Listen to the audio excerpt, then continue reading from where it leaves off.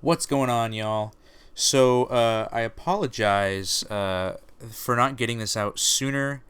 I normally like to have my Dragon Ball Super reviews up no later than Tuesday, but because the holidays are coming up, I've had to change around my work schedule, so I've been working a lot more. So, I have been having to put off recording this, but I did catch the newest episode of Dragon Ball Super. And so, all right, this is an interesting one. So we leave off Trunks, killed. Well, I say killed, but he cut Zamasu in half. And we all think he's dead. Well, that's not the case. He actually ends up infecting the sky. Like his face is like all over the sky. It's really weird. Vegeta and Goku apparently lose the ability to go Super Saiyan Blue because apparently when they were Vegito last episode, when they did the final Kamehameha, it used up all of their power. Like apparently that was a super strong blast, even though it was a super strong blast, but Zamasu came flying out of it like it was nothing. So it's like, well, it didn't really do anything, but they lost all their energy. Anyways.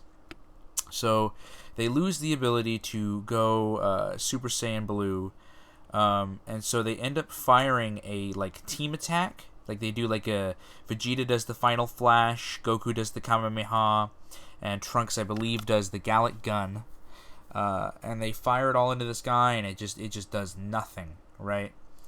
So Goku pulls in his pocket and he pulls out the button that Zen'o gave him a few episodes ago.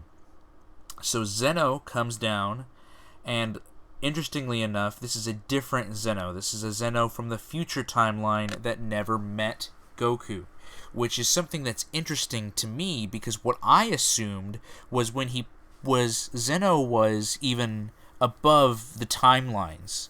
Like Zen'o rule, I didn't think there was another Zen'o. You know what I mean? Like I didn't think that there would be more than one, and because he rules over all 12 universes, I assumed he ruled over the timelines as well.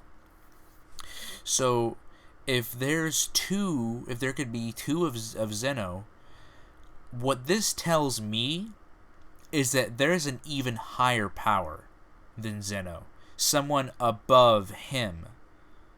That's what this tells me, and I only think that because if there is any possibility to where you can go into another timeline and find a different version of someone like Zen'o, who is a god of all 12 universes, you would think that there would be someone even above him, as to where there is only one of him.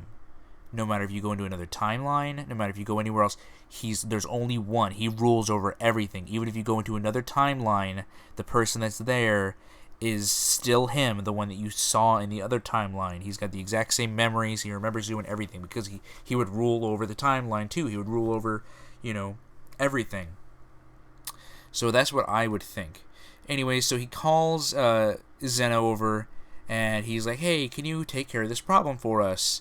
So he basically just destroys not just the Zamasu, he destroys the entire Earth, the entire universe, all 12 universes. He destroys the entire timeline, which is super weird when you think about it, because the timeline that Trunks came from back in the Cell Saga, the timeline that Future Gohan is from, the timeline that is one of the big timelines. This is huge.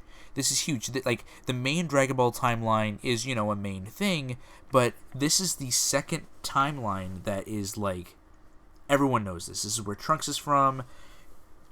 We also know the events of what happened in this timeline. Goku had the heart virus. A lot happened in this timeline.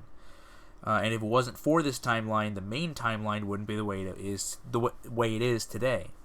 But anyways, he blows all that up. In order to dodge it, Goku gets everyone inside the time machine, and they go back to the regular time. Goku ends up going back to the timeline that was literally just destroyed, which is weird because it's literally just an empty vacuum of nothing.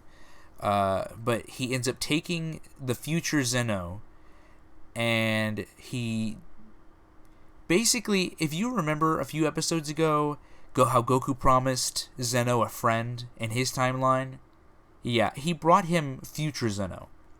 So now in the main timeline, there exists 2 Zen'os, which is interesting because now there's 2 people watching over all 12 universes. And now there's 2 people who have the power to destroy all 12 universes in an instant. So this is very interesting.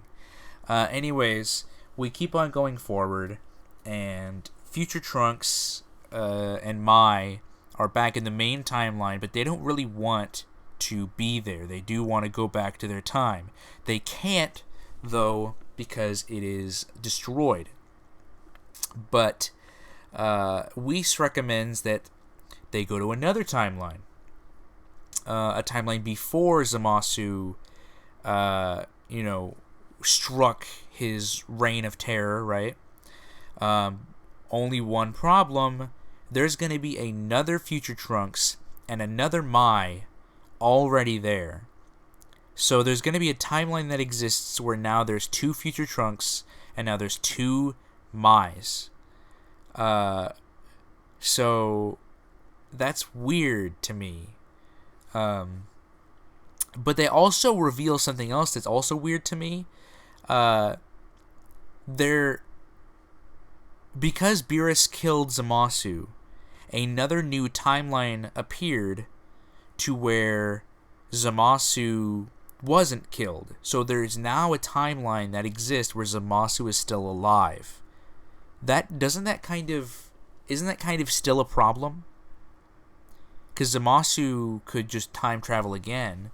Well, I guess even if he screws up that timeline, it wouldn't necessarily mess up the main one, I guess. Time travel's confusing, but you would think that you would want Zamasu to be killed across all timelines. So, I mean, keeping him alive even in one, I think, is still kind of a threat. Anyways, Future Trunks and Mai, for some reason, aren't affected by the fact that they're going to go live in a universe that has 2 of them, that has them living in it already. So we get a really cool scene of Trunks leaving, or he's about to leave, and Vegeta ends up jumping in, literally, and punching him, or trying to. Trunks, which I find is weird, Trunks effortlessly blocks this punch. Like, he's even got a smirk on his face, almost as if to say, like, that was nothing. But then again, Vegeta has a smirk on his face, too, so maybe he wasn't giving it his all or something.